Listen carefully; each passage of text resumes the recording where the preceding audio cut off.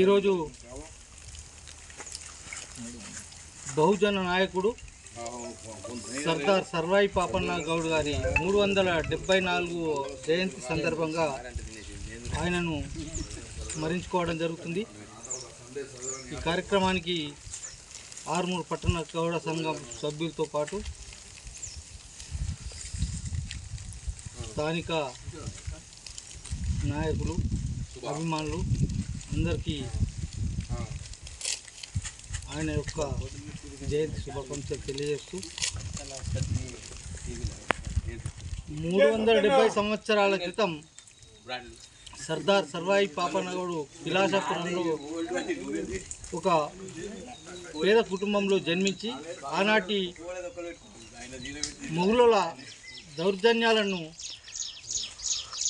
ఎదిరించి 12 మందితో ఆయన పోరాటం ప్రారంభించి 12,000 సైన్యాన్ని తయారు చేసుకొని మొఘలుల మీద దండయాత్ర చేసి విజయం సాధించి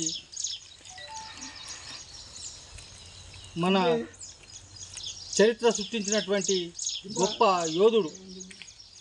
ఆయన చరిత్రను ఈరోజు మన గౌడ కులస్తులందరూ ఎంతో గౌరవంగా చెప్పుకోవాల్సిన అవసరం ఉంది. ఆయన జయంతిని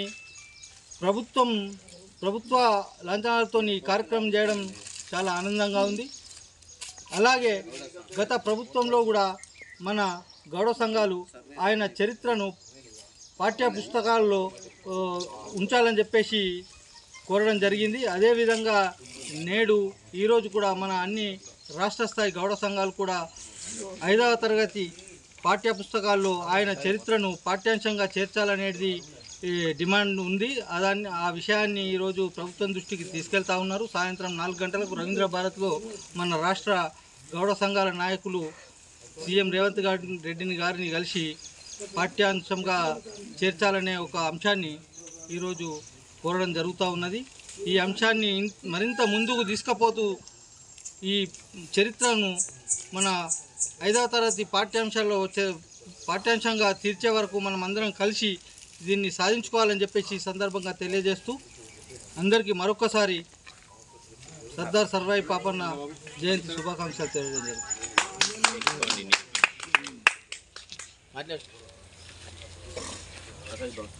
ఈరోజు ఆర్మూర్ పట్టణ గౌడ సంఘం ఆధ్వర్యంలో సంఘ సభ్యులు అందరి సమక్షంలో ఈరోజు మన విప్లవ వీరుడు, బడుగు బలహీన వర్గాల ఆరాధ దైవం, మన కుల బంధువుడు అయినటువంటి సర్దార్ పాపన్న గౌడ్ జయంతిని ఈరోజు ఘనంగా జరుపుకోవడం జరిగింది.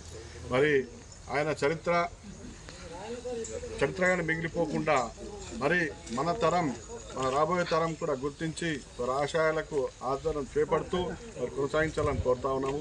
ఎందుకంటే ఆయన కేవలం గౌడ బాంధవుడే కాదు, బడుగు బలహీన అన్ని వర్గాలను కలుపుకొని మనము అన్ని విధాల ముందుకు రావాలన్న చైతన్యవంతం చేయాలని చెప్పేసి ఆ రోజుల్లోనే గోల్కొండ కిల్లాకు రాజైన ఘనత, దమ్ము, ధైర్యం ఉన్న ఏకైక బడుగు బలహీన నాయకుడు సర్దార్ పాపన్న జయంతి.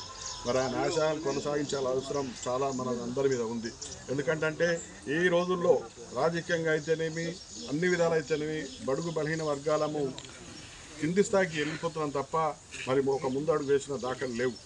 ఏ కులమైనా తీసుకోండి, బడుగు బలహీన వర్గాలము ఒక ఏకతాటికి వస్తే ఏదైనా శాసించవచ్చు అని గతంలోనే మనకు ఆయన ఒక స్ఫూర్తి చెప్పింది. కాబట్టి ఆయన స్ఫూర్తితోనే మనం అన్ని రంగాల్లో ముందుండాలి. రాజకీయంగా అయితేనేమి, ఆర్థికంగా, వ్యాపారాల్లో అయితేనేమి అన్ని విషయాలలో మనం ముందుండాలని చెప్పేసి కోరుతా ఉన్నాము. మనము ఆర్మూర్ పట్టణానికి వస్తే ఆర్మూర్ గ్రౌండ్లో ప్రతి విషయంలో కూడా అన్ని రంగాల్లో ముందుకు నడుపుతున్నాము. మరి అట్లనే అందరూ ఐక్యమత్యంతో ఉండి పలు సంఘాలకు ఆదర్శంగా నిలబడాలని కోరుతా ఉన్నాము. మరి ప్రభుత్వ పరంగా కూడా ఈరోజు అధికారికంగా జయంతి ఉత్సవాలు జరుపుకోవడం అనేది మన గౌడ సోదరులకు శుభసూచకమని ప్రభుత్వానికి కూడా మేము ఆశించదగ్గ విషయం కోరుతా ఉన్నాం.